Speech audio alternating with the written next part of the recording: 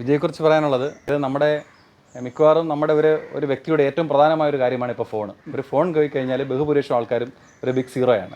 അപ്പോൾ വലുതും ആയിക്കോട്ടെ ചെറുതും ആയിക്കോട്ടെ അവരെ സംബന്ധിച്ചൊരു അവരുടെ ജീവിതത്തിലെ ഒരു അവിഭാജ്യ ഘടകമാണ്. ഹൃദയം എന്ന് പറയുന്നതിന് കൂട്ട് തന്നെ ഒരു അവിഭാജ്യ ഘടകമാണ് ഫോൺ. ആ ഫോൺ പോയി കഴിഞ്ഞാൽ നമ്മളെല്ലാവരും ഒരു ബിഗ് സീറോയാണ്.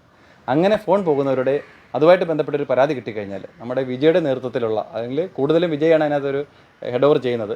അതിൻ്റെ നേതൃത്വത്തിൽ അതുമായിട്ട് ബന്ധപ്പെട്ട ഡീറ്റെയിൽസ് നമ്മൾ CIR എന്നുള്ള പോർട്ടലിൽ രജിസ്റ്റർ ചെയ്യുകയും അതിൻ്റെ ഫോളോ അപ്പ് വിജയ് എന്നും അതുമായിട്ട് ബന്ധപ്പെട്ട മെയിലുകൾ വരുന്നുണ്ടോ, എന്തെങ്കിലും ട്രേസബിലിറ്റി ഡീറ്റെയിൽസ് ആയിട്ടുണ്ടോ, അതുമായിട്ട് ബന്ധപ്പെട്ട് ഫോളോ അപ്പ് ചെയ്ത് ഇവിടെ വരുന്ന ഒരു 99% ഫോൺ മിസ്സിംഗ് കേസുകളും വിജയുടെ ആ ഒരു ആത്മാർത്ഥമായ വർക്കിൽ നിന്നും കണ്ടെത്തി കൊടുക്കുന്നുണ്ട്.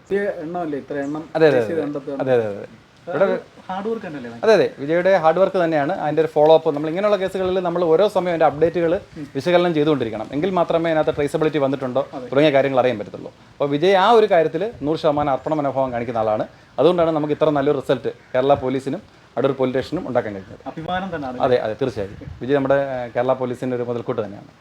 ട്രേസ് ചെയ്യുമ്പോൾ പല ഫോണുകളും ആസാം, പശ്ചിമ ബംഗാൾ അങ്ങനെ തുടങ്ങിയ സ്ഥലങ്ങളിലാണ് നിലവിൽ ലൊക്കേഷൻ കാണിക്കുന്നത്. അപ്പം വിജയ് അവരെ ആ കൺസിഡേർഡ് നിലവിൽ ആ സിമ്മ് ആ ഫോണിൽ IMEI വെച്ചുള്ള ഫോണിൽ ഉപയോഗിക്കുന്ന സിമ്മ് ആരാണോ ഉപയോഗിക്കുന്നത് അതിൻ്റെ ലൊക്കേഷനും ആ നമ്പറും എടുത്തിട്ട് അയാളെ കോൺടാക്ട് ചെയ്യും. എന്നിട്ട് കാര്യവിവരം പറഞ്ഞ് മനസ്സിലാക്കും, ഇങ്ങനെ മോഷണം പോയൊരു ഫോണാണ്, ഈ രീതിയിലാണ് താങ്കളുടെ കയ്യിൽ എത്തിക്കുന്നത്, അങ്ങനെ പറഞ്ഞിട്ട് മറ്റ് നിയമ നടപടികളിൽ നിന്ന് ഒഴിവാകണമെങ്കിൽ നിങ്ങൾ ഫോൺ നിങ്ങൾ സ്വമേധയാ സറണ്ടർ ചെയ്താൽ നിങ്ങളുടെ നിയമ നടപടികളിൽ നിന്നും ഒഴിവാക്കാം. അതായത് അവർ ബഹുഭൂരിപക്ഷം പേര് ഇത് അറിഞ്ഞുകൊണ്ടായിരിക്കില്ല, ഒരു മോഷണ ഫോണാണ് എന്ന് അറിഞ്ഞുകൊണ്ടായിരിക്കില്ല മേടിക്കുന്നത്. അങ്ങനെ വിജയുടെ ആ ഒരു സ്ഥിരം ആ ഫോളോപ്പിൽ നിന്നും എല്ലാം എല്ലാവരും തന്നെ ഫോണ് തിരികെ നമുക്ക് സറണ്ടർ ചെയ്ത് അതിൻ്റെ ഉടമസ്ഥന് തന്നെ നമ്മൾ എത്തിച്ചു കൊടുത്തിട്ടുണ്ട്. ഈ പ്രവർത്തനം കിട്ടിയ സാറേ ഇങ്ങനൊരു സഹപ്രവർത്തനം എന്തുകൊണ്ടും പോലീസിനും അല്ലെ എസ്പെഷ്യലി നമ്മുടെ അടൂർ പോലീസ് സ്റ്റേഷനും ഒരു അഭിമാനം തന്നെയാണ്. കേരള പോലീസിനും തീർച്ചയായും. വിജയ സാറേ നമസ്കാരം. ഒന്നും രണ്ടും അല്ല 40 ഫോണാണ് തിരിച്ചെടുത്തത്. എങ്ങനെ സംഭവിക്കുന്നത് ഈ സാറിന് ഇതിൽ നമുക്ക് ഇപ്പം ഈ നമ്മുടെ അനൂപ് സാർ പറഞ്ഞ പോലെ ഫോൺ എന്ന് പറയുന്നത് എല്ലാവരുടെയും ഒരു മനുഷ്യൻ്റെ ഏറ്റവും അവിഭാജ്യ ഘടകമായിട്ട് വന്നേക്കും. എൻ്റെ ആയാലും നിങ്ങളുടെ എല്ലാവരുടെയും അറിയാം, ഹൃദയം തന്നെ സാർ പറഞ്ഞാൽ അറിയാം. ഫോണിലറിയാം എല്ലാം നമ്മുടെ UPI പേയ്മെൻ്റ് ആയിട്ട് എല്ലാം നമ്മുടെ പേഴ്സണൽ ഡീറ്റെയിൽസ് എല്ലാം ഫോണിലാണ്. അപ്പോൾ ഫോൺ എന്ന് പറഞ്ഞാൽ എല്ലാവർക്കും അത്രയും ഒരു അറ്റാച്ച്മെൻ്റ് ആണ് ഫോൺ. അപ്പോൾ ഫോൺ കളഞ്ഞ് പോയി കഴിഞ്ഞാൽ സാറിന് ചെയ്താൽ നമ്മളിവിടെ സ്റ്റേഷനിൽ വരുമ്പോൾ നമ്മളുടെ പരാതി മേടിച്ച് രജിസ്റ്റർ ചെയ്യും. നമ്മൾ കംപ്ലയിൻ്റ് ആയിട്ട് രജിസ്റ്റർ ചെയ്തിട്ട് ഈ കംപ്ലയിൻ്റ് ആയിട്ട് വെച്ചിട്ട് നമ്മൾ അവരെ കൊണ്ട് CEIR എന്നൊരു പോർട്ടലുണ്ട്. CEIR ആ പോർട്ടലിൽ നമുക്ക് ബ്ലോക്ക് ചെയ്യാൻ പറ്റും. ബ്ലോക്ക് ലോസ്റ്റ് ഓർ സ്റ്റോളൻ മൊബൈലിൻ്റെ ഓപ്ഷൻ ഉണ്ട്. അതിൽ കയറി രജിസ്റ്റർ ചെയ്യാൻ പറ്റും. അപ്പോൾ അവർ രജിസ്റ്റർ ചെയ്യുമ്പോൾ ശ്രദ്ധിക്കേണ്ട കാര്യം എന്ന് വെച്ചാൽ നമ്മുടെ ആ നഷ്ടപ്പെട്ടു പോയ ഫോണിൽ ഉണ്ടായിരുന്ന സിമ്മ്, ഇപ്പോൾ 2 സിം ഉണ്ടെങ്കിൽ 2 സിമ്മും അതിൻ്റെ 2നെ ഡ്യൂപ്ലിക്കേറ്റ് എടുത്ത് നമ്മൾ ആക്റ്റീവ് ആക്കണം. ആക്റ്റീവ് ആക്കിയ ശേഷം ഈ നമ്മൾ സ്റ്റേഷനിൽ തരുന്ന കംപ്ലയിൻറ്റ് റെസിപ്റ്റ്, അതേപോലെ അവരുടെ ID കാർഡ്, ആ ഫോൺ ഉപയോഗിച്ച യഥാർത്ഥ ഉടമസ്ഥൻ്റെ ID കാർഡും വെച്ച് നമ്മൾ ആ പോർട്ടലിൽ രജിസ്റ്റർ ചെയ്യുന്നത്. അപ്പോൾ രജിസ്റ്റർ ചെയ്യുമ്പോഴത്തേക്ക് OTP ചോദിക്കും. ആ OTP എന്ന് പറയുന്നത് കൊടുക്കാനുള്ള നമ്പർ എന്ന് പറയുന്നത് നമ്മുടെ മിസ്സായി പോയ ഫോണിൻ്റെ അതിൽ കടന്ന ഡ്യൂപ്ലിക്കേറ്റ് എടുത്ത് നമ്പർ അയക്കണം. ഇങ്ങനെ കൊടുത്ത് ട്രേസ് ചെയ്ത് നമ്മൾ റിക്വസ്റ്റ് സബ്മിറ്റ് ചെയ്ത് കഴിഞ്ഞാൽ അത് IMEI ബ്ലോക്ക് ആവുക ചെയ്യുന്നത്. IMEI ബ്ലോക്ക് എന്ന് വെച്ച് കഴിഞ്ഞാൽ പിന്നെ ആ ഫോണിനകത്ത് സിം വർക്ക് ആവത്തില്ല. ഏത് IMEI ആണോ ബ്ലോക്ക് ആവുന്നത്, ഇപ്പോൾ 2 സിമ്മും കൊടുത്ത് 2 ബ്ലോക്ക് ആവും. അപ്പം സിം വർക്ക് ആവത്തില്ല, അതായത് കോളും പറ്റത്തില്ല, നെറ്റും പറ്റത്തില്ല, കിട്ടുന്നതൊക്കെ.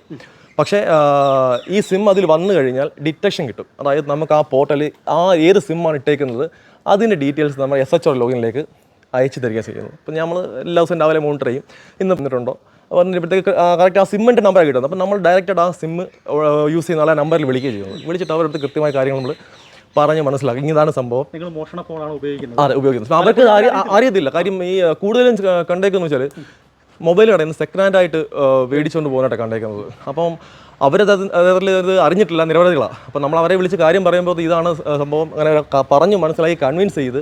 അപ്പോൾ മലയാളികളാണെങ്കിൽ നമുക്ക് കുഴപ്പമില്ല, നമുക്ക് അത്യാവശ്യം അവരെല്ലാം കൊണ്ട് തരുന്നുണ്ട്. ഇപ്പോൾ ഈ ഹിന്ദിക്കാരാണെങ്കിലും ഈ ബംഗാളികളാണെങ്കിലും അവരെല്ലാം അല്ലെങ്കിൽ വെസ്റ്റ് ബംഗാൾ സ്വദേശികൾ, ആസാം സ്വദേശികൾ അങ്ങനെ ഒരുപാട് നമുക്ക് കിട്ടിയിട്ടുണ്ട്. അപ്പോൾ അവരെ നമ്മൾ ജാർഖണ്ഡിൽ നിന്നൊക്കെ എടുത്തിട്ടുണ്ട്. ജാർഖണ്ഡിൽ എന്ന് വെച്ചാൽ അതൊരു ജാർഖണ്ഡിൽ ഒരു പുള്ളി ഉപയോഗിച്ചിരുന്ന ഫോൺ ട്രേസ് കിട്ടി. ഞാൻ വിളിച്ചു. അപ്പം പുള്ളിക്ക് അത് സംശയം തോന്നി. പുള്ളിയുടെ സ്റ്റേഷനിൽ പോയി, പോലീസ് സ്റ്റേഷനിൽ പോയിട്ട് അവിടുത്തെ SI സാർ എന്നെ വിളിച്ചു. അവിടുന്ന് എല്ലാത്തെ കൊറിയറായിട്ട് അപ്പം അയപ്പിക്കും. അതെ. അപ്പം ഏകദേശം അതായത് കംപ്ലയിൻറ്റ് രജിസ്റ്റർ ചെയ്തതും അതേപോലെ ഇവിടെ സ്റ്റേഷനിൽ വന്നിട്ട് വിത്തിൻ 1 or 2 hour, അതായത് ഫോൺ സ്വിച്ച് ഓഫ് ആവുന്നതിന് മുന്നേ ലൊക്കേഷൻ വെച്ചിട്ട് അങ്ങനെ ഏകദേശം 40-ൽ കൂടുതലായി. ഇപ്പോൾ ഇന്നലെ ഒരെണ്ണം കൊറിയർ വന്നിട്ടുണ്ട് തമിഴ്നാട്ടിൽ നിന്ന്. അതെ. ഇപ്പോൾ ഒരെണ്ണം ആസാമിൽ നിന്ന് വന്നിട്ട് അത് ഓൺ ദ വേ ഭുവനേശ്വർ ആയിട്ടുള്ളൂ. അപ്പോൾ കേരളത്തിൽ എവിടെയെങ്കിലും ഫോൺ മോഷണം പോയ സാറിനെ വിളിച്ചാൽ മതിയോ? നമ്മുടെ സ്റ്റേഷനിൽ ആണെങ്കിൽ നമുക്ക് കാര്യം ഇത് എവിടെയാണോ രജിസ്റ്റർ ചെയ്യുന്നത്, കംപ്ലയിൻറ്റ് രജിസ്റ്റർ ചെയ്യുന്നത്, അപ്പോൾ അവിടുത്തെ SHO ലോഗിനിലേക്കാണ് ഈ ട്രേസബിലിറ്റി അയച്ചു തരുന്നത്. അപ്പോൾ അങ്ങനെ ഒരു ഇതുണ്ട്. അപ്പം അടൂർ എവിടെങ്കിലും മോഷണം പോയാൽ ഒന്നുകൊണ്ട് തീർച്ചയായിട്ടും നമ്മൾ എടുത്ത് കൊടുക്കും. അപ്പോൾ അതിന് നമ്മുടെ ജില്ലാ പോലീസ് മേധാവി സാറിൻ്റെ ആയാലും അതുപോലെ ഞങ്ങളുടെ deputy police superintendent Santhosh sir, ഞങ്ങളുടെ SHO ശ്യാം സാറ്, ഇപ്പോൾ അനൂപ് സാർ, എല്ലാവരുടെയും നമ്മുടെ എൻ്റെ സഹപ്രവർത്തകർ എല്ലാവരുടെയും സഹായം വളരെ ഒരിക്കലും എൻ്റെ ഒരു പേഴ്സണൽ വർക്കായിട്ട് ഞാൻ അത് കാണുന്നില്ല. കാര്യം ഇതൊരു ടീം വർക്ക് തന്നെയാണ്. അതുപോലെ ജില്ലാ സൈബർ സെല്ല്, അപ്പം ശ്യാം സാർ നമ്മുടെ SHO സാറ് ശ്യാം സാറിൻ്റെ അടുത്താണെങ്കിൽ നമുക്ക് ഒരു ലൊക്കേഷൻ സാർ ഇങ്ങനെ സംഭവം ഉണ്ട് എന്ന് പറഞ്ഞാൽ സാർ നമ്പർ കൊടുക്കേണ്ട അവസാനം സാർ അപ്പോഴേ അത് സൈബർ സെല്ലിൽ കൊടുത്ത് നമ്മൾ എടുത്ത് അങ്ങനെ ഈ ഫോൺ സ്വിച്ച് ഓഫ് ആവുന്നതിന് മുന്നേ അപ്പം പ്രാഥമികമായിട്ട് നമുക്ക് ഗൂഗിൾ ഫൈൻഡ് മൈ ഡിവൈസ് വെച്ച് നമുക്ക് ട്രാക്ക് ചെയ്യാൻ പറ്റും. അപ്പോൾ അതിൽ ഒരു പ്രശ്നം വെച്ചാൽ നമ്മുടെ ഗൂഗിൾ അക്കൗണ്ടിൻ്റെ പാസ്വേഡും ഇമെയിൽ ID പാസ്വേഡും അറിഞ്ഞിരിക്കണം. അങ്ങനെ ഉണ്ടെങ്കിൽ നമുക്ക് കിട്ടും. ചെയ്യുന്ന വെച്ചാൽ ഫോൺ സ്വിച്ച് ഓഫ് ആകുന്നതിന് മുന്നേ ആണെങ്കിൽ നമ്മുടെ SHO കൊണ്ട് സാറിനോട് പറഞ്ഞിട്ട് നമ്മൾ സൈബർ സെൽ വഴി ലൊക്കേഷൻ എടുപ്പിക്കും. ലൊക്കേഷൻ എടുത്തപ്പം ലൊക്കേഷൻ പല ടൈപ്പ് ഉണ്ട്. ചിലപ്പോൾ A ടൈപ്പ് C ടൈപ്പ്. അപ്പം A ടൈപ്പ് എന്ന് വെച്ചാൽ ആക്യുറേറ്റ് ലൊക്കേഷൻ ആയിരിക്കും. ജിയോ ഒക്കെ വെച്ചാൽ ആക്യുറേറ്റ് ലൊക്കേഷൻ തരുന്ന ഇതാണ്. അപ്പം അങ്ങനെയുണ്ടെങ്കിൽ A ടൈപ്പ് ഒക്കെ ആണെന്ന് വെച്ചാൽ നമ്മൾ അപ്പോഴേ പോയി എക്സാക്റ്റ് ലൊക്കേഷൻ ആയിരിക്കും, ഡിവൈസ് ഇരിക്കുന്ന നമുക്ക് കറക്റ്റ് പറഞ്ഞു തരും. അങ്ങനെ പോയി അങ്ങനെ ഒരു 8-9 ഫോൺ അങ്ങനെ തന്നെ കിട്ടിയിട്ടുണ്ട്, എഴുതിയിട്ടുണ്ട്. അങ്ങനെ ചെയ്യുന്നത്. ഇനി അതും നടന്നില്ല എന്നുണ്ടെങ്കിലാണ് നമ്മൾ അടുത്ത ഘട്ടമായിട്ട് നമ്മൾ രജിസ്റ്റർ ചെയ്യുന്നത്. അതായത് IMEI ബ്ലോക്ക് ചെയ്ത് CIR പോർട്ടൽ CEIR ആ പോർട്ടലിൽ രജിസ്റ്റർ ചെയ്യുന്നത്. അപ്പോൾ ചെയ്യുന്നത് വെച്ചാൽ സ്വിച്ച് ഓഫ് ആയി കഴിഞ്ഞു. അപ്പോൾ അടുത്ത സിം ആരതിനകത്ത് ഇടുന്നോ അപ്പോൾ നമുക്ക് ട്രേസബിലിറ്റി റിപ്പോർട്ട് അയച്ചു തരും. ഈ ഫോൺ പോയവർ യഥാർത്ഥത്തിൽ മാനസികമായി എല്ലാം തകർന്നിട്ടായിരിക്കും. തീർച്ചയായിട്ടും. അപ്പോൾ അവർ നമ്മളിത് ട്രേസ് ആയിട്ട് വിളിക്കുമ്പോൾ അവരുടെ സന്തോഷം, അതായത് അവർ ചിലപ്പോൾ ഇത് മറന്നിട്ടുണ്ടായിരിക്കും. കുറച്ച് നാൾ ഇപ്പം ഒരു വർഷത്തിൽ മുകളിലൊക്കെ ഫോൺ ഉണ്ട്. അപ്പോൾ അവരത് കൊടുത്തിട്ട് തിരിച്ച് കിട്ടത്തില്ലെന്നുള്ള ആ ഒരു ധാരണ ഇരുന്നിട്ട് നമ്മൾ വിളിക്കുമ്പോഴത്തേക്ക് അവർ എക്സൈറ്റ്മെൻ്റ് ആവും വന്നിട്ട്. അങ്ങനെ സന്തോഷം, നമുക്ക് സന്തോഷം തന്നെ. പലരും പരാതിപ്പെടാൻ പോകുന്ന സ്റ്റേഷനിൽ പോകാറില്ല. അതെ, അതെ. അതിൽ നിന്ന് ഒരു കാര്യം ചിലർക്ക് IMEI നമ്പർ അറിയാത്തൊരു സ്ഥിതി വരും. അപ്പം പക്ഷേ യഥാർത്ഥത്തിൽ നമുക്ക് IMEI നമ്പരും നമുക്ക് SHO ലോഗിൻ കയറി എടുക്കാൻ പറ്റും.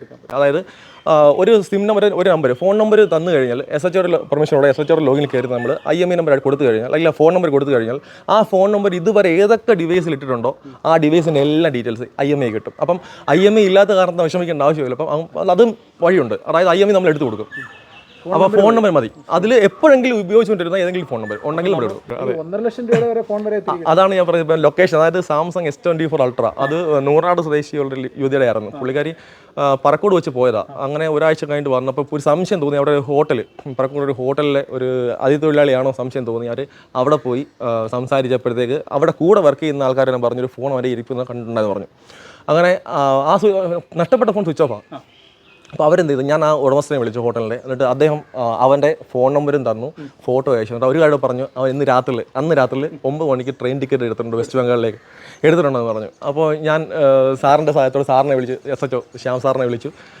സാറ് അപ്പം തന്നെ സൈബർ സെല്ലിലേക്ക് ലൊക്കേഷൻ വേണ്ടി അവൻ്റെ ഫോൺ ലൊക്കേഷനിൽ കൊടുത്തു. സൈബർ സെല്ലിൽ പെട്ടെന്ന് നമുക്കെല്ലാം ആക്സസ് പെട്ടെന്ന് ലൊക്കേഷൻ എടുത്തു. കറക്റ്റ് എക്സാക്ട് ലൊക്കേഷൻ ഞങ്ങളങ്ങനെ അത് ബിവറേജിൽ ഇരിപ്പുണ്ടായിരുന്നു, ബിവറേജിൻ്റെ ബാക്കിൽ ഇരിപ്പുണ്ടായിരുന്നു. കണ്ടുപിടിച്ചു പോയി. ഞങ്ങൾ SI സാർ ഉണ്ടായിരുന്നു, ഞങ്ങൾ മൂന്നൂടെ പോയി ആളെ ചോദിച്ചു. അപ്പോഴേ കണ്ടുപിടിച്ച് ചോദിച്ചു ഫോൺ എന്തേ ചോദിച്ചു. അത് എൻ്റെ ഉണ്ടെന്ന് പറഞ്ഞു, താഴെ കിടന്ന് കിട്ടി അത് പറഞ്ഞു. അത് കേസെടുക്കാൻ ചിലപ്പം നമ്മൾ കംപ്ലയിൻറ്റ് അത് പോയ ആളെ വിളിച്ചു. അപ്പോൾ അവർക്ക് എന്തെങ്കിലും നടപടി ആവശ്യമുണ്ടെങ്കിൽ നമ്മൾ എടുക്കും. ഇപ്പം കൂടുതൽ അപ്പോൾ അവർക്ക് വേണ്ടാന്ന് പറഞ്ഞുകൊണ്ട് സാർ അവന് കൃത്യ കാര്യങ്ങളെല്ലാം പറഞ്ഞു, ഇനി ഇങ്ങനെ ചെയ്യരുത്. അതെ ബോധവൽക്കരണം കൊടുത്ത് സാറ്. ഒരുപാട് സന്തോഷം സാറേ. നിങ്ങളെപ്പോലുള്ളവരൊക്കെ കേരള പോലീസിന് വലിയ അഭിമാനം തന്നെയാണ് അല്ലേ?